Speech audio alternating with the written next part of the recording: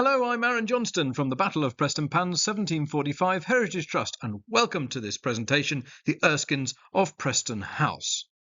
This is part of our Beyond the Battlefield project, supported by Historic Environment Scotland, and the purpose of the project is to go beyond the battle itself of September 1745 to see what we can learn about the people and the places that made up this battlefield, a community and the people who lived within it. This is a slightly abridged version of a talk given live in the Battle of Prestonpans Museum in February 2025. The purpose is to explore the story of the Erskines, Lord and Lady Grange, who lived in Preston House, one of the most important landmarks on Prestonpans battlefield. Now, going back to a time when Preston and Prestonpans were actually two quite discrete communities, Prestonpans there on the coast and Preston inland of it, although by the end of the 17th century they are a combined barony, and so our Lord Grange is Baron of Preston and Prestonpans. Now, this is a Dares map from the 17th century, and you can see that there is no Preston House here yet. It should be in here. And although other important estates like Preston Grange, Olivestob, later Bankton House, and St Germans and Seaton Palace, they're all there, but our Preston House is not. It doesn't seem to develop until the end of the 17th century, maybe even into the beginning of the 18th. Some of the surviving architecture around Preston village gives an indication of the status and wealth of some of the inhabitants in former times. We've got Northfield House, Hamilton House, looming over the housing in the centre of this picture, Preston Tower, the most conspicuous landmark, and many of these properties have connections to branches of the Hamiltons. But by the 17th century's end, the Hamilton hold on the area was fragmenting. They'd sold off the barony here to the Oswalds, a family that was connected and related into the family at several points in the family tree, in fact. But the Oswalds only seem to hold on to the lands here for a couple of generations at most. It's probably the Oswalds that start work on the new Preston House, which they then sell to our Lord Grange. Preston House is to be the upgrade, the new property in the latest styles that replaces Hamilton House and Preston Tower. Now, by the time of the battle in 1745, the barony is owned by James Erskine, Lord Grange. You can see him as the very fine boy on the right-hand side of this small family tree, which demonstrates that James is the son of Charles, the Earl of Mar, and the brother of Bobbing John, the Earl of Mar that leads the Jacobite rising in 1715. As the younger son, James is not going to inherit the earldom, and so he goes into a career in law in Edinburgh and needs a townhouse and a country estate close to the city. Perhaps that is why he settles at Preston House. Now, before we go deeper into Lord Grange's story, let's take some time to think what his house actually looked like. Now, we're helped in this process because sadly the house no longer exists, as we'll talk about later. We're helped in this process by the fact that the battle happened so close to it, and therefore the house and grounds are featured in all of the plans and illustrations of the battle that were done at the time. You can see one on the left here that shows Preston House as a fine mansion standing in a large rectangular enclosure. In more detail, John Elphinstone's map, which is in the Royal Collection, that is on the right, and you can see a succession of garden plots and then a larger enclosure with Preston House here marked very clearly. So we've got clear indications of where the property is and its relationship to other landmarks, but some are more descriptive and some more illustrative. Zooming in on another map of the battlefield, this one from the National Library of Scotland gives us a bit more detail about what the house itself might have looked like. Now, this one combines the descriptive and the illustrative because we've got a quite elaborate and perhaps a little over the top illustration of what the formal gardens might have looked like and how the arrangement of hedgerows and tree avenues and so on looks. But the house itself is shown to us in quite a bit of detail, quite deliberate detail. You can see on the right there, where I've zoomed right in, you've got what seems to be two projecting wings, the main body of the house in the centre, and a sort of ornamental staircase leading up to the doors in the middle. Those details of the house can be corroborated from other sources. On the left, I've now put an Ordnance Survey map from later in the 19th century, again thanks to the National Library of Scotland. And this is from a time when the house is partially demolished. And what we can see, and I've flipped it so that it's on the same orientation as the plan, we have got the projecting wings, the frontage surviving of the main body of the house, and then the other projecting wing. And you've also got that staircase leading up to the front door. So the overall plan of the house is pretty clear and corroborated by multiple sources. I'm also indebted to Graham Malcolm because at a recent event at the museum, he allowed us to borrow this book of his from 1907, and that book contains some photographs of the fragments of the house that still survived up to that point. I know this isn't very clear. This is a scan of the photograph in Green's book. You can see, however, that amongst the trees and the undergrowth, there is a doorway and there are steps leading up to it. And so we can pretty clearly identify where this photograph is showing us. The book also contains this amazing photograph of the projecting pavilion wing there. You can see, again, although it is overgrown, you can see the structure here with its large upper windows and its smaller lower windows.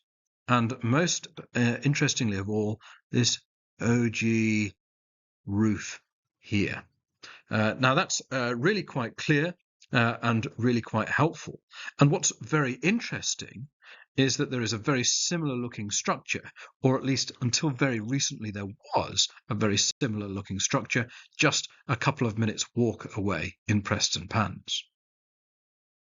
And here it is. This is Harlaw Hill House in Prestonpans, and you can see that late 17th century addition to the house has this fantastic roof shape that is very reminiscent of what we can see in the picture of Preston House. Sadly, because of deterioration, that roof had to be removed from Harlaw Hill House within the last few years and a flat roof placed in its place. But it's fascinating, I think, to imagine that such similar designs existed within such a close proximity to each other, built perhaps at around the same time. The Harlaw Hill House, the main house itself, predates Preston House, but was expanded and changed many times through into the 18th and 19th centuries. One might almost conjecture as to whether the same architects were involved in building Preston House and extending Harlaw Hill. More helpful still is that in 1924, the Royal Commission for Ancient Monuments in Scotland published its monuments record for East Lothian, and it included a reconstructed plan of what remained of Preston House at that point. You can see it here, and it will be familiar to us now. We've got the two projecting pavilions, one of which at the time of survey still had its original roof. The other had a modern flat roof placed upon it and was used as a store. You can see that the upper portion of the house has been demolished. Only the facade of the main body is retained, and that doorway and some of the steps that we saw in the photograph. We also get a sense of its dimensions as well, and so we're building up a clear picture of what the house may have looked like, clear enough that we were able to relatively confidently reconstruct its appearance for the battlefield diorama that you can see today in the Battle of Prestonpans Museum. Now, we know from various other snippets of information gathered from throughout the 18th century that the kitchen was on the first floor, that the dining room was on the next floor up, that there were a number of bedrooms, that there was even at one point a playroom for the little Erskines, and that in one of the pavilions was Lord Grange's library. So we've got a good, clear indication of what the house was like, what it looked like, what it was used for, and the impression is of a house that is very fine, very grand, but not over the top, not sprawling, and is relatively contained. It's described in the 1770s when it comes up for auction as being one of the most desirable villas in the area of Edinburgh. So now that we know what Preston House looks like, and we know pretty much where it is, we can think about what's happening inside it. So let's have a look at James Erskine, our Lord Grange. Now, in 1706, his legal career begins when he's raised to the bench. Later that same year, joining the Court of Session, he takes the title Lord Grange.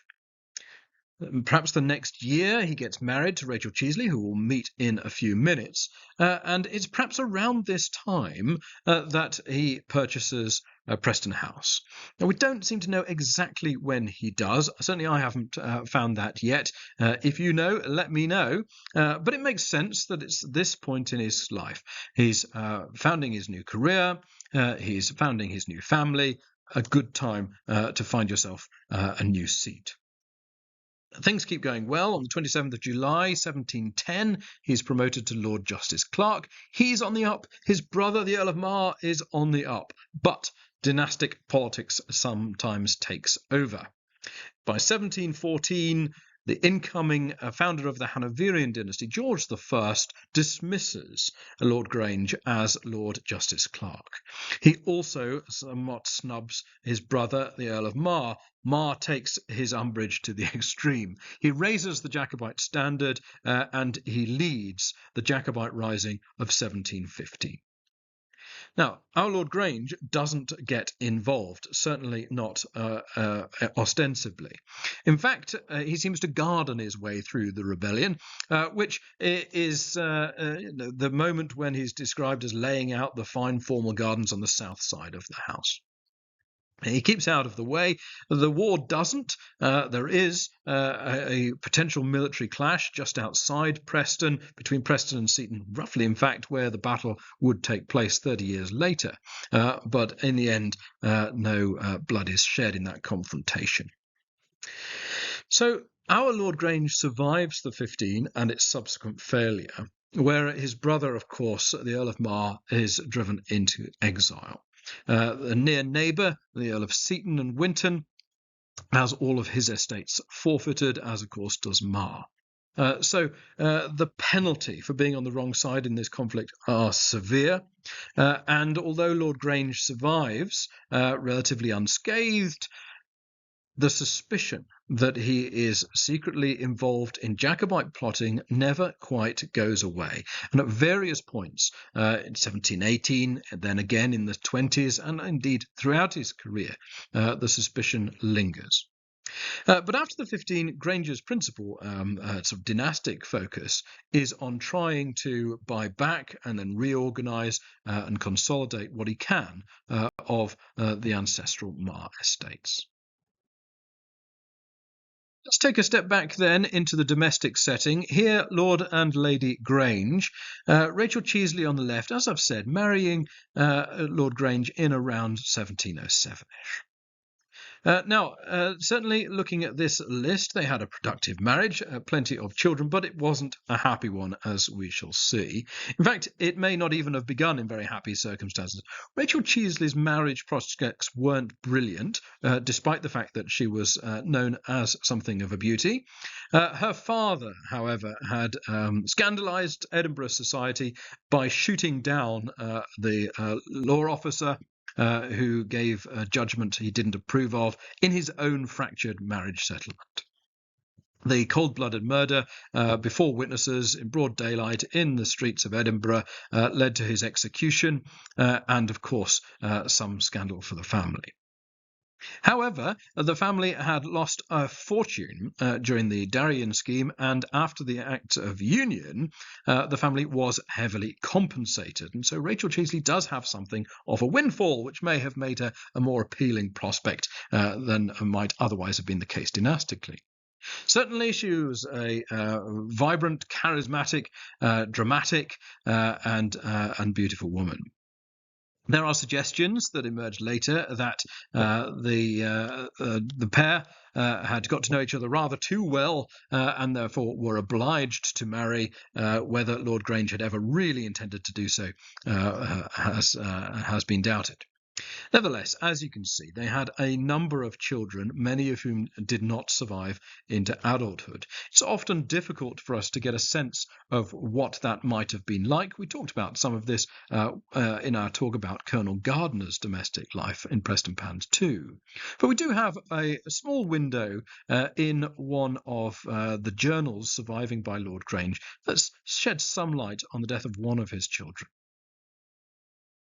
I read then from his journal in 1717, Meggie turned worse and worse, and leeches being put on her neck, which was thought good to help her teething. One of them made a raggled wound which festered, and by degrees spread upon her neck and down her shoulders. After much sickness and pain, she died on the 22nd of May, about 2 in the afternoon. And I buried her in my burying place in our parish church, here in Prestonpans, of course. She appeared to be the strongest of any of our children, and was a proper and beautiful child. And in some of the detail that he gives us there, you can feel the attentiveness of the father. And I do think, because it's in a context in the diary of smallpox being in the house as well, and some of his other children being unwell, that this was a difficult time and that he was genuinely affectionate. And I think we get a sense from moments like this, the difficulty, the impact that these young deaths will have had on any family of any social status at any time. Now, we do get a few snapshots of what Lord Grange might have been like, and he's really quite an interesting guy. We've got a quote from Alexander Carlyle. Now, he was the son of the minister at Prestonpans, and so knew Lord Grange personally, grew up with Lord and Lady Grange as the most eminent people in his community. He says that during the rebellion of 1715, Lord Grange amused himself in laying out and planting a fine garden, full of close walks and labyrinths and wildernesses. We've touched on that already. And he does seem to be very attentive in some of the other accounts too, about his grounds and gardens. A contemporary also says he was a good lawyer, a ready and forcible speaker. And the fact that he later entered Parliament caused some consternation. It was thought he was going to be a formidable big player on the national scene, like his brother had been. Back to Alexander Carlyle, Lord Grange was not unentertaining in conversation, for he had a great many anecdotes which he related agreeably, and was fair-complexioned, good-looking, and insinuating. He sounds like he was good company. Reverend Carlyle used to visit him often. Lord Grange was a devout and very interested Presbyterian who studied doctrine very clearly and enjoyed having Reverend Carlyle round for a theological discussion. But, as Alexander later recalled, after those meetings for private prayer, however, they did not part without wine, for my mother used to complain of their late hours and suspected that the claret had flowed quite liberally. In fact, Lord Grange had a reputation for enjoying his drink. Here as a backdrop, I show you Kate Hunter's Pride of the Pans mural in the Preston Grange, Gothenburg, which shows Lord Grange somewhat more inebriated. Alexander Carlyle records how Lord Grange would suddenly stop attending church, would stop appearing in public, and would disappear for sometimes a couple of months. My father's conjecture, he says, was that at those times he was engaged in a course of debauchery at Edinburgh and interrupted his religious exercises. He also suggests that Lord Grange, subsequent to the events we will soon discuss, was prone to exaggerating the situation, keen to cover his own culpability. Lord Grange not improbably exaggerated the violence of her behaviour, that's his wife, to his familiar friends as an apology for what he did afterwards. He was, in a lot of senses, quite a moral man, back to his deep-rooted religious beliefs. And we can see this in some of his behaviours, but never quite enough to stop him from doing the occasionally scandalous thing. In his own words, which I think sum him up rather well, "I have religion enough to spoil my relish and prosecution of this world, and not enough to get me to the next." What then about Lady Grange? As she loved command, he had made her the factor upon his estate and given her the whole management of his affairs. For certainly at least part of their marriage, Lady Grange seems to actually run the Preston House estate directly herself. Alexander Carlyle, remembering growing up as a boy as a playmate of the Erskine children, says, "Although they had a well-fitted-up closet for children's play, we always kept alternate watch at the door, lest my lady should suddenly come in upon us, which was needless, for her clamour was sufficiently loud." Here Carlyle gives us a series of images of the children all feeling slightly intimidated by the mistress of the house. He also complains that she told on him after she'd spotted him pulling faces in church during the service. And one day, when he was about to jump across the red burn, he was swept up by Lady Grange into a carriage and dropped back at home where his mother was told to take better care of her boy. So plenty of colourful childhood anecdotes that certainly influenced Carlyle's perceptions of her when he wrote his memoirs many years later. He said of her, perhaps damning her with faint praise here, "This lady had been very beautiful, but was of a very violent temper.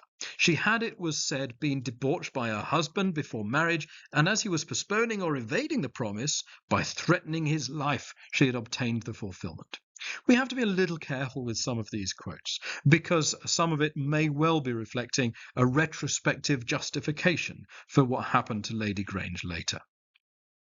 Nevertheless, there clearly were issues with her temper and demeanour. Back in 1717, long before the final collapse of the marriage, Lord Grange reports in his journal that on the table he found a little paper book wherein he has begun to write a diary. Now, this is the tutor of Lord and Lady Grange's boy.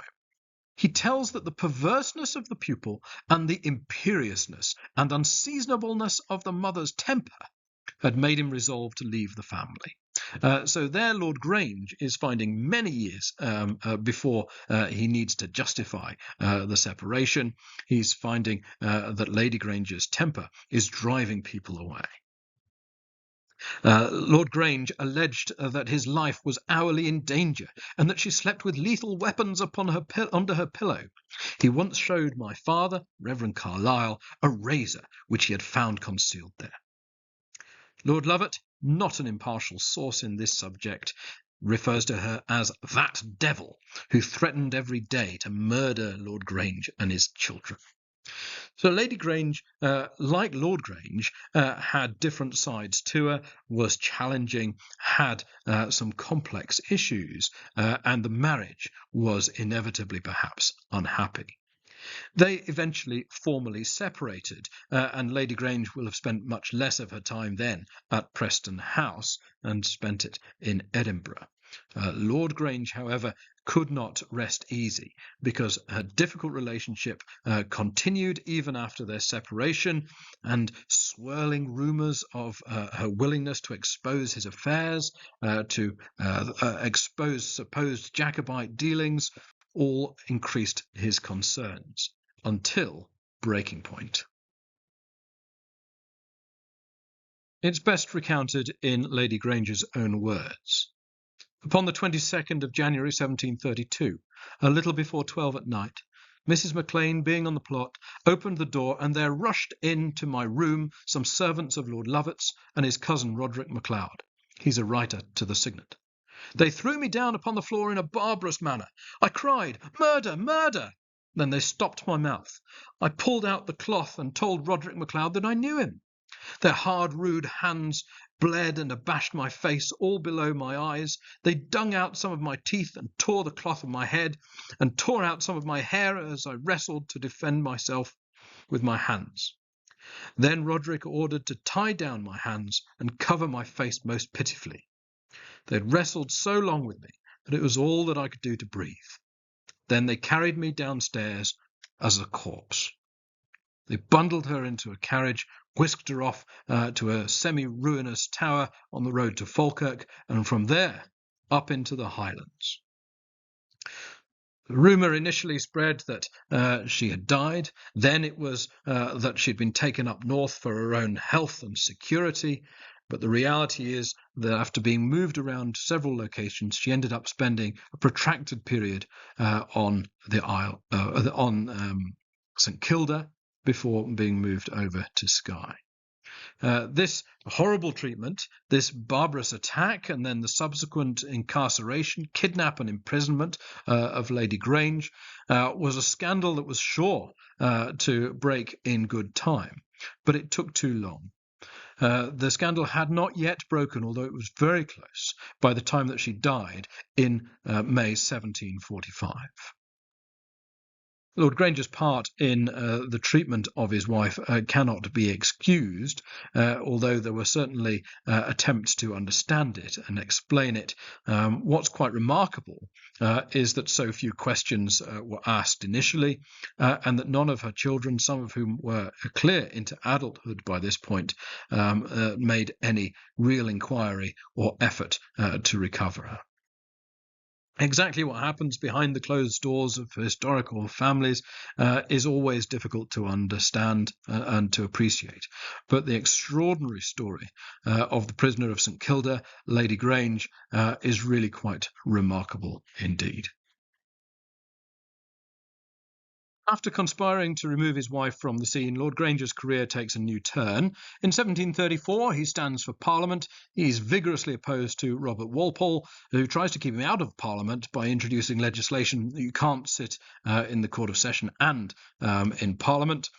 So Lord Grange decides simply to give up his post in the judiciary.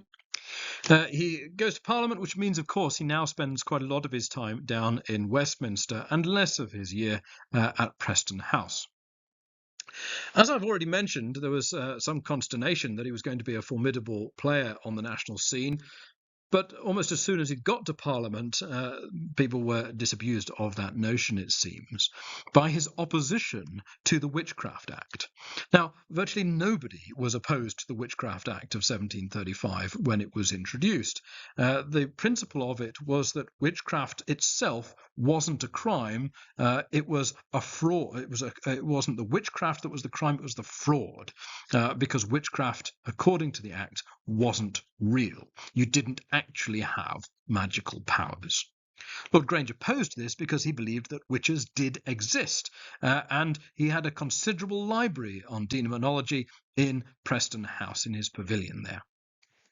So he may have been perceived as something of a crank after this, and it's a shame that the proceedings of the debate aren't properly recorded. We don't have a record of the speech that he gave. We do know, however, that a couple of years later he spoke in Parliament to defend the rights of the city of Edinburgh in the wake of the Porteous riots, when there was a move to severely curtail the rights of the capital on the grounds of its poor behaviour. By 1738, he was appointed as Secretary for Scotland to the Prince of Wales, the Hanoverian Prince of Wales. That is, of course, there is another one waiting in the wings over in Europe, Charles Edward Stuart, looking for his opportunity to bring the Jacobite cause back to life. He stands for Parliament for a different seat in 1741, standing for Stirling. I point out that he's preceded by Peter Halket there, because Peter Halket also fought at the Battle of Prestonpans. Now, Lord Grange will touch on his involvement in the 45 in a moment, but in the years that followed, he married his long-term mistress. Now, this was Fanny, a Scottish coffee house keeper down in London. They'd been having a relationship for many, many years, and it seems to be down to his religious convictions that he doesn't marry her even after he's spread the rumour that his wife is dead. He does actually wait until confirmation that she really genuinely is. I'm still unsure whether I should put that down to his credit or not, but certainly an indication of how he perceived his own morals. He dies eventually in 1754, not a particularly wealthy man. The expenses of living in London seem to have taken their toll. He settles more or less permanently in London in the 1750s. There's a suggestion that he once brought his new wife to Preston House, but none of their acquaintances would entertain her. And so rather than live in the shadow of Edinburgh society, they returned to London. So that's our Lord Grange in something of a grand nutshell. What about 1745 then? Where was he when the battle was fought, more or less in his garden? And the truth is, of course, that he was actually in London. By look or judgment, he'd managed to keep himself out of the way for yet another Jacobite rising. But the accusations or suspicions that he may have been involved in Jacobite correspondence remained, and do they have any validity? Well, they assuredly do. We know already that he kept company with Lord Lovat, the great arch-dissembler, who you can see on the right here in the court illustration during his trial for having supported the Jacobites in 1746. He took a long time to decide to do it, but when he felt that the benefits of doing so would be sufficient, he threw his lot in with the Jacobites.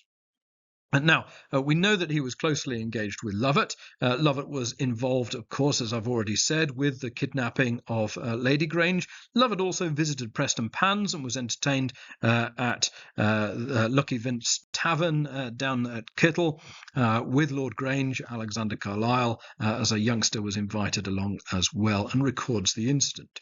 So he was certainly keeping company that could draw suspicion.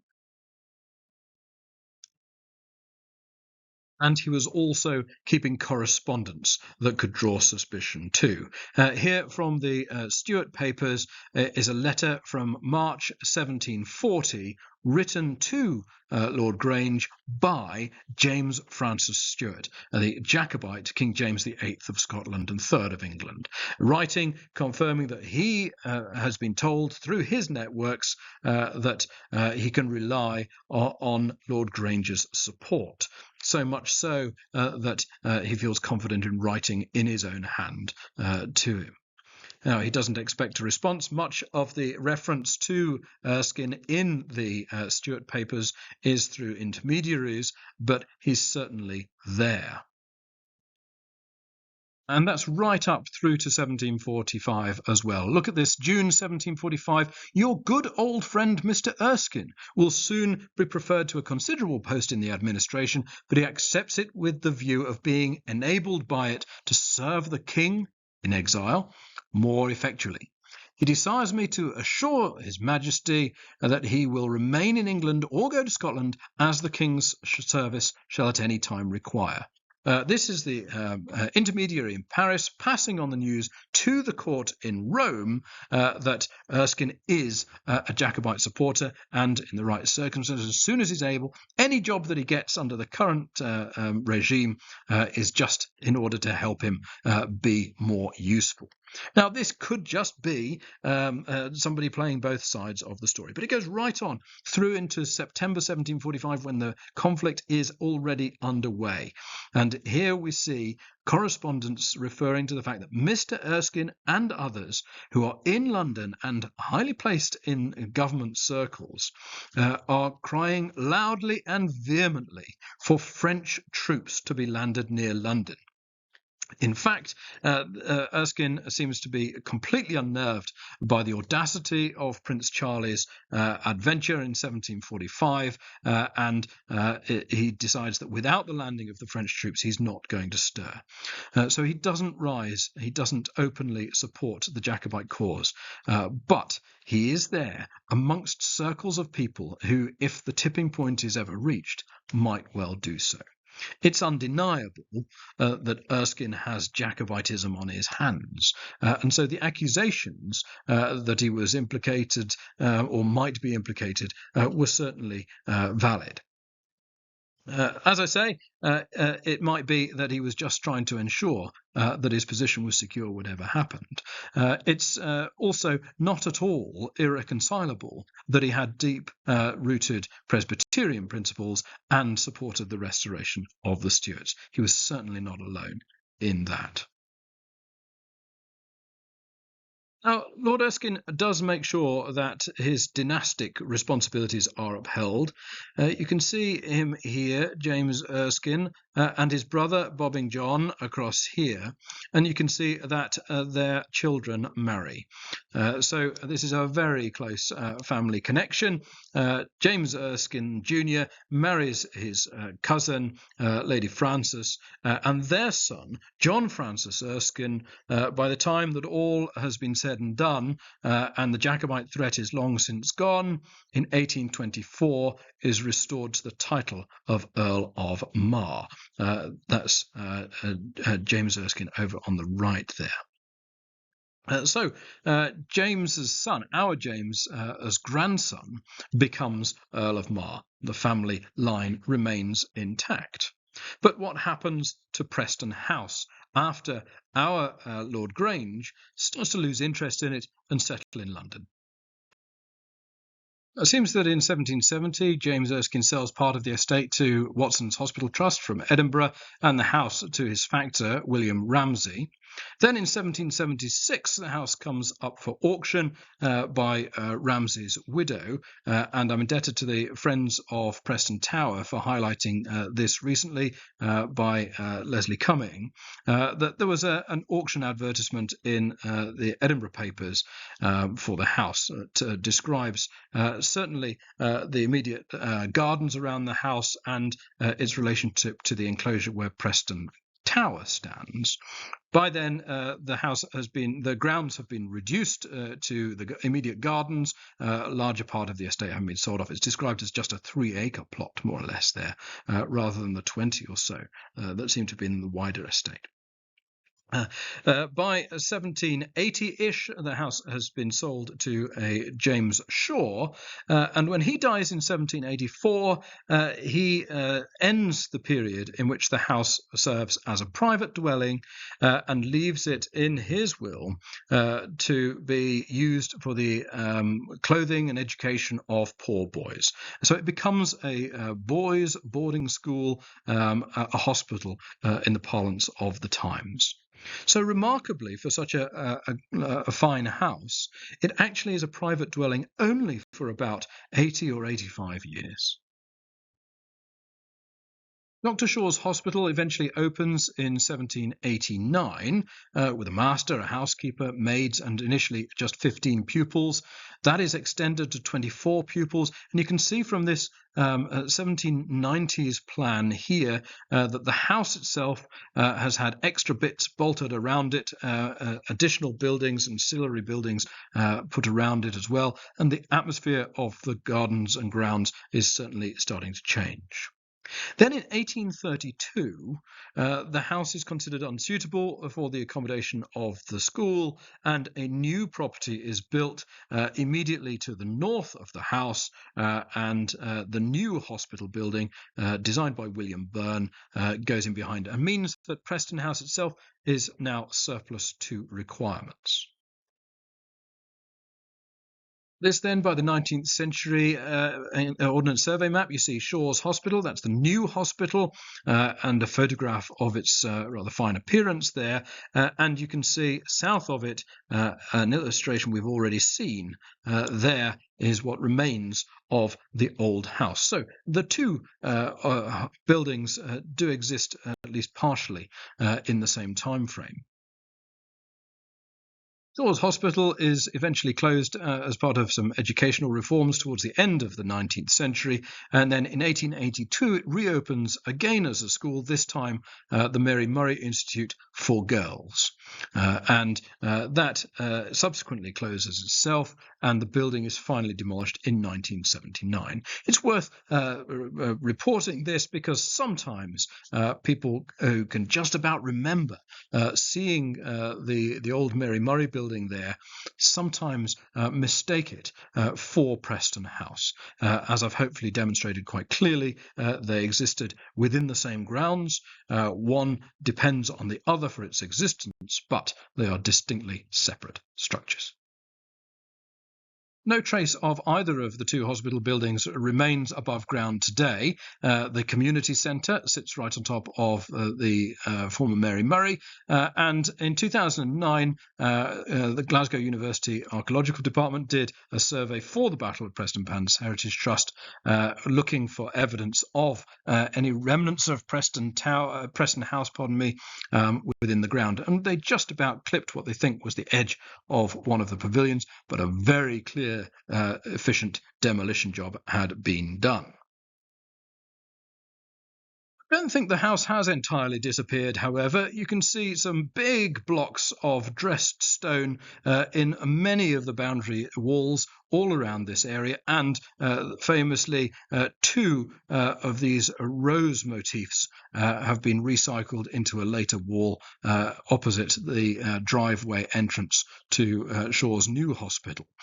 Surely these are from the original house.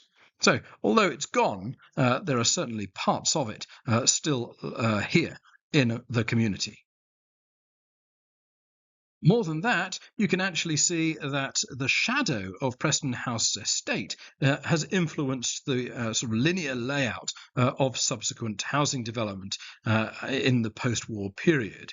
The house itself would have been the orange rectangle in the centre, and it seems quite clear to me that this large rectangle shape around it has clearly been defined by the existence of the house boundaries, the grounds boundaries. In fact, the more time you start looking at it, the more time these street layouts and walls and arrangements still start to have echoes of previous arrangements.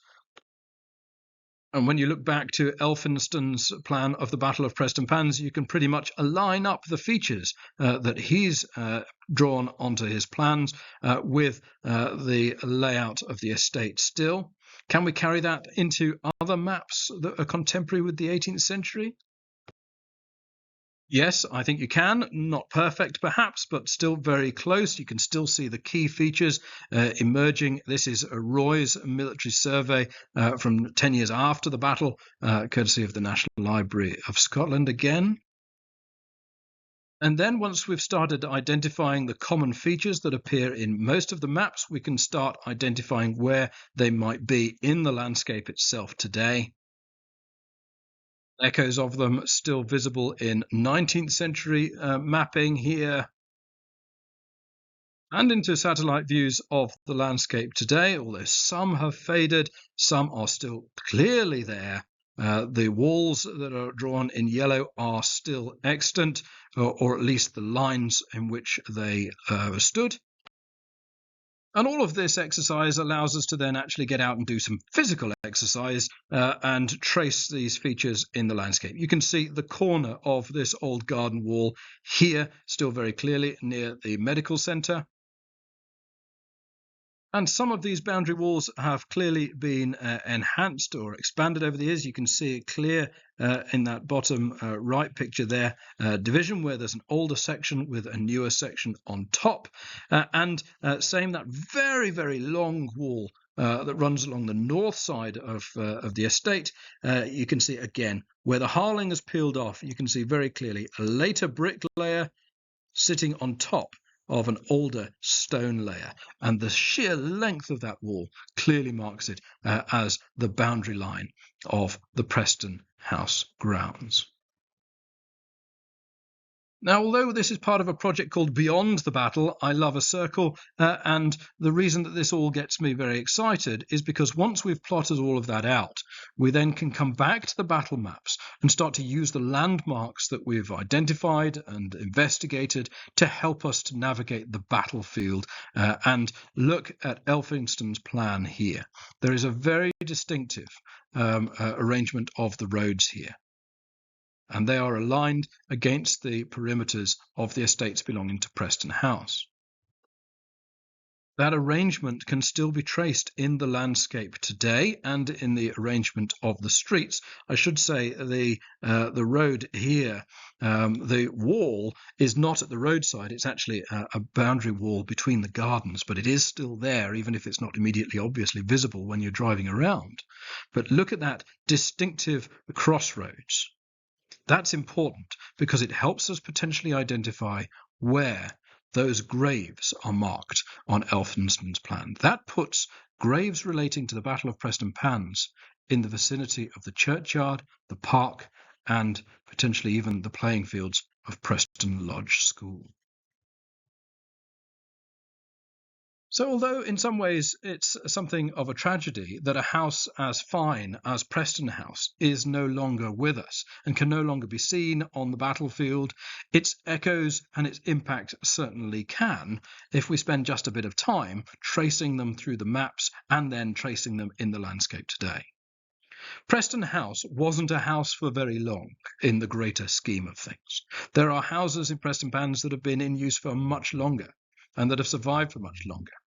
But it's a house that held some very interesting, intriguing people that experienced some very dramatic, traumatic stories. And hopefully, with this short presentation, we've had a little bit of time together with the Erskines inside the walls of Preston House and rediscovered one of the most important landmarks of our 18th century battlefield community. Thank you very much. If you'd like to know more, please come to the Battle of Prestonpans Museum and talk to us about the Erskines of Preston House.